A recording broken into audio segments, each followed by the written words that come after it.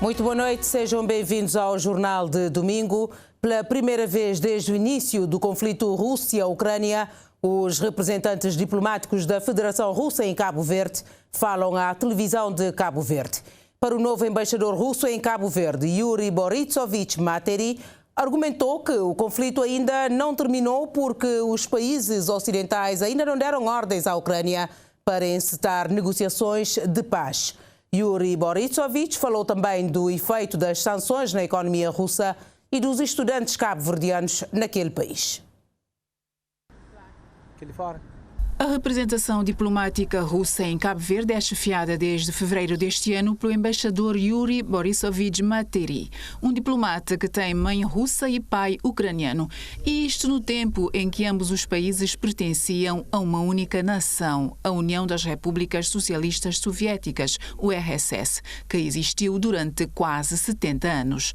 A URSS se desintegrou em 1991, mas mesmo depois da desintegração, a Rússia e a Ucrânia entraram juntas na Comunidade dos Estados Independentes, CEI, formada por pelo menos 12 ex-repúblicas soviéticas.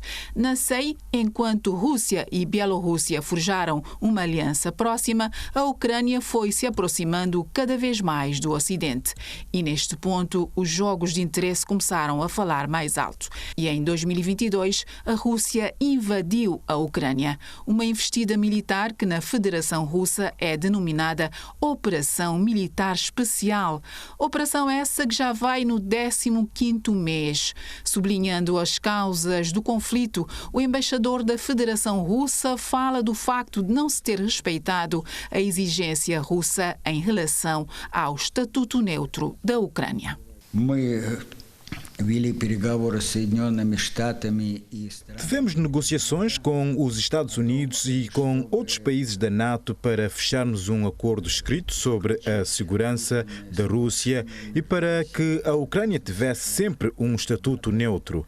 Quisemos que ficasse estabelecido também que a Ucrânia nunca seria um membro da NATO, mas a proposta foi recusada. Depois disso, as regiões separatistas de Donetsk e Lugansk foram reconhecidas como parte da Federação Russa a seu pedido e, na sequência, tivemos de dar início à Operação Militar Especial. Instado a dizer perante que condições a Federação Russa encetaria agora negociações de paz com a Ucrânia, responde que já foram feitas várias tentativas, mas sem sucesso, porque a Ucrânia obedece aos países ocidentais. Já houve propostas da Federação Russa visando o cessar-fogo, particularmente durante o Natal Ortodoxo, que se assinala a 7 de janeiro e também por altura da Páscoa, mas a Ucrânia recusou. Houve também uma tentativa de negociações de paz na Bielorrússia que não resultou. No mês de abril do ano passado, enviamos igualmente uma proposta para negociações, mas não obtivemos nenhuma resposta e a parte ucraniana parou as negociações. Supomos que a Ucrânia não recebeu ainda a permissão dos países ocidentais que mandam na Ucrânia, ou seja, terão recebido ordens dos países ocidentais para continuarem a confrontação com a Rússia, porque consideramos que o principal objetivo dos países ocidentais é tentar sufocar a Rússia. O embaixador da Federação Russa defende que mais cedo ou mais tarde os países ocidentais, que não menciona quais, vão dar ordens para que Kiev inicie negociações de paz. Enquanto Kiev não receber ordens dos países ocidentais para encetar negociações de paz, vai continuar com os atos militares, conforme já mencionei. O objetivo principal dos países ocidentais é derrotar a Rússia. Os países ocidentais não estão preocupados com a situação de guerra em si, mas sim querem a derrota da Rússia e assim estabelecer a sua hegemonia no cenário mundial. Quanto às sanções dos países ocidentais contra a Federação Russa, garante que não estão a afetar a vida na Rússia.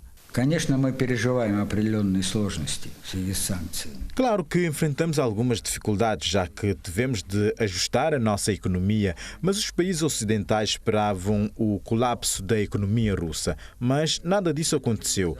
Os últimos números mostram um aumento da performance da economia russa. Houve crescimento económico. Os bancos internacionais também o afirmam. As reservas federais em ouro e divisas aumentaram. A Rússia conseguiu suportar o choque das sanções. Na realidade, as sanções afetaram outros países e não a Rússia propriamente.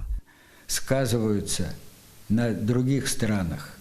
No mês passado, a Bloomberg noticiou que petroleiros russos estariam a transferir combustível em alto mar perto das águas de Cabo Verde, ignorando assim as sanções. O embaixador desdramatiza. Мне стало об этом известно только из средств массовой информации Кабо-Верде. Eu soube disso através dos meios de comunicação social de Cabo Verde. A Bloomberg, assim como outros meios de comunicação social do Ocidente, lançam estas notícias falsas para tentar desacreditar a Rússia. Nem disseram que bandeira constava no dito petroleiro, quem era o dono da carga. Enfim, nada indicava que a carga era russa. Disseram que era combustível russo. Pergunto, se há alguma marca que indique tratar-se de petróleo russo? 43 jovens cabo-verdianos estudam atualmente na Federação Russa e, devido às sanções, inicialmente tornou-se difícil receber dinheiro dos pais e os subsídios da FICAS. Sobre esta situação, o embaixador explica o seguinte. Em primeiro lugar, a Rússia cumpre todas as suas obrigações em relação aos estudantes cabo-verdianos, paga a bolsa, disponibiliza alojamento grátis. Realmente houve problemas na recepção de dinheiro do estrangeiro, mas, tanto quanto sei, o problema já foi resolvido. No dia 9 de maio, a Federação Russa celebrou o Dia da Vitória, um dia de muito orgulho e de memória por representar a vitória sobre a Alemanha nazi na Segunda Guerra Mundial. Mais um 9 de maio assinalado em contexto de conflito com a Ucrânia.